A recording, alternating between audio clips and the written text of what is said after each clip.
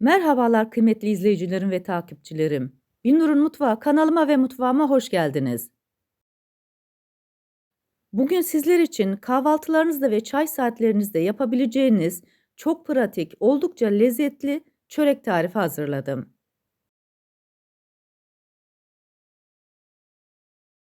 Tarifime başlamadan önce kimin nereden izlediğini bana yorumlardan yazarsanız değerli takipçilerimin nereden izlediğini öğrenmiş olurum.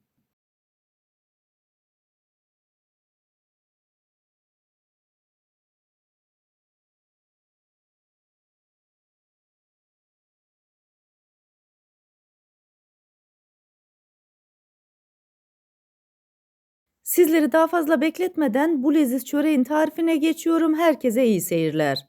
İlk olarak hamurumuzu yoğuruyoruz. Bunun için 1 su bardağı ılık su, 1 su bardağı ılık süt, 1 paket toz maya, 1 tatlı kaşığı toz şekeri yoğurma kabının içerisine koyduktan sonra güzelce karıştırıyorum. Burada önemli olan sütünüzün ve suyunuzun ılık olması.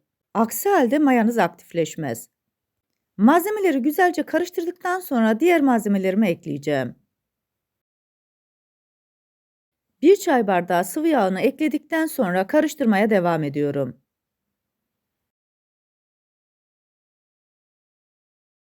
Tarifimde 1 adet yumurta kullandım. Yumurtanın akını hamurun içerisine koyuyorum. Sarısını dışına sürmek için kenara ayırıyorum.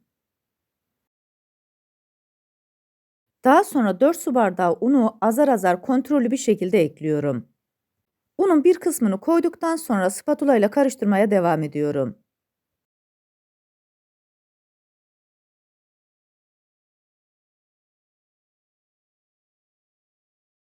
Unun kalan kısmını da döktükten sonra içerisine 1 tatlı kaşığı tuzu ekliyorum. Spatulayı hamurun içerisinden çıkartıyorum. Bu aşamadan sonra artık elimle yoğuracağım. 4 dakika boyunca özlü bir hamur elde edinceye kadar yoğurma kasesinin içerisinde hamuru yoğuruyorum. İsterseniz tezgahın üzerine alıp da yoğurabilirsiniz ya da kasenizin içerisinde devam edebilirsiniz. 4 dakika boyunca özlü bir hamur elde edinceye kadar hamuru güzelce yoğurdum. Yoğurma kabının içerisinde hamuru şöyle bir toparlıyorum.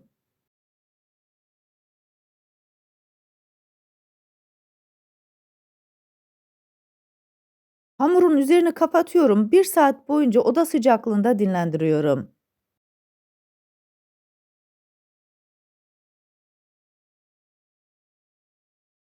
Bir saatin sonunda hamurun üzerini açıyorum.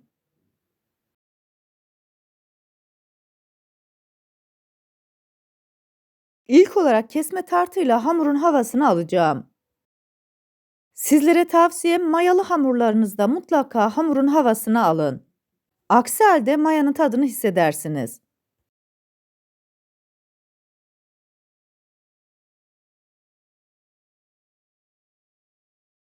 Hamurun havasını alıp şöyle bir toparladım. Çeyrek demet maydanozu küçük küçük doğradım. Hamurun içerisine bunu ekliyorum. 4-5 dal yeşil soğan,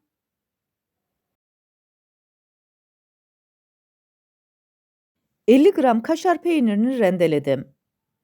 İsterseniz farklı bir peynir de kullanabilirsiniz. Bu tamamen sizin damak zevkinize kalmış. 200 gram ıspanağın yeşil kısımlarını küçük küçük doğradım. Hamurun içerisine ıspanakları da ekliyorum. Daha sonra bütün malzemeler birbirine geçinceye kadar güzelce yoğuruyorum. Bu arada tarifimde kullanmış olduğum bütün malzemeleri videomun altındaki açıklama kısmında ölçüleriyle birlikte paylaşıyor olacağım. İsterseniz oradan da bakıp faydalanabilirsiniz.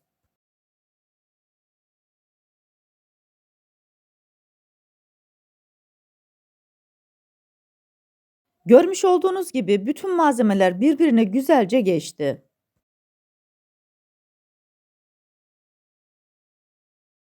Tepsinin içerisine yağlı kağıdı koydum. Daha sonra içerisine 3-4 yemek kaşığı zeytinyağını ekliyorum. Elimle sürerek zeytinyağın yağlı kağıdın her tarafına gelmesine özen gösteriyorum.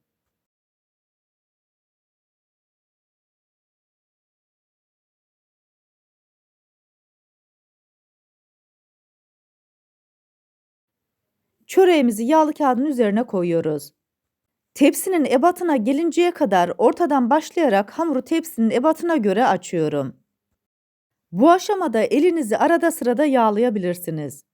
Böylelikle hamur elinize yapışmadan daha kolay bir şekilde açarsınız. Hamuru tepsinin ebatına göre açtım. Üzerini kapatıyorum. 15 dakika boyunca oda sıcaklığında tepsi mayasının gelmesini bekliyorum. 15 dakikanın sonunda hamurun üzerine açıyoruz. Ayırmış olduğum yumurta sarısının içerisine birkaç damla sıvı yağ koydum. Yumurta sarısını ve sıvı yağ karıştırarak hamurun üzerine döküyorum.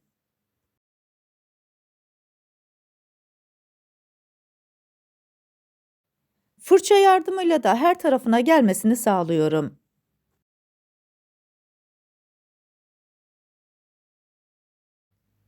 Elimizi hafifçe yağlıyoruz. Uç kısımdan 4 parmak bırakarak parmaklarımla işaret yapıyorum. Böylelikle çöreğimizin şekli daha güzel oluyor.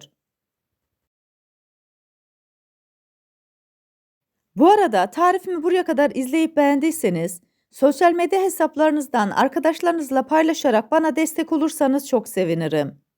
Ayrıca kanalımda birbirinden güzel diğer tariflerim var. Onlara da göz atmayı sakın unutmayın. Fırınımızı 180 derece alt üst ayara açtık, ısınmasını bekliyoruz. Isıtmış olduğumuz fırının içerisine çöreğe götürüyoruz. 30 dakika boyunca kontrollü bir şekilde pişiriyoruz. 30 dakikanın sonunda çöreğimizi çıkarttık, üzerini kapatıyoruz. Dinlendirmiş olduğumuz çörek daha lezzetli olacak. Çöreğimiz yeterince dinlendi. Parmaklarımla işaretlemiş olduğum bölümleri bıçak yardımıyla tekrar kesiyorum. Tarifimdeki tüm püf noktaları detaylı bir şekilde sizlere anlatmaya çalıştım. Ancak yine de aklınıza takılan bir kısım olursa bana yorumlardan yazabilirsiniz. Oradan da elimden geldiğince sizlere dönmeye çalışırım. Sizlere bir de bu leziz çöreğin iç dokusunu göstermek istiyorum. Hazırladığımız hamur çok lezzetliydi. İçerisine maydanoz, soğan, ıspanak ve kaşar peyniri katarak daha lezzetli hale getirdik. Bu hamurun içerisine istediğiniz malzemeyi koyabilirsiniz. Tarifimde vermiş olduğum ölçüler tam ölçüdür. Gönül rahatlığıyla yapıp deneyebilirsiniz. Bu tarifimi yapıp deneyecek olan herkese şimdiden afiyet olsun. Bir tarifimizin daha sonuna geldik. Videomu izlediğiniz için teşekkür ederim. Bana destek olmak için tarifimi beğendiyseniz beğenmeyi, abone değilseniz abone olmayı, yeni tariflerimi izlemek için bildirim zilini açmayı, tariflerimi sevdiklerinizle paylaşmayı unutmayın. Her şeyin gönlünüzce olması dileğiyle, hoşça kalın, afiyetle kalın, Allah'a emanet olun.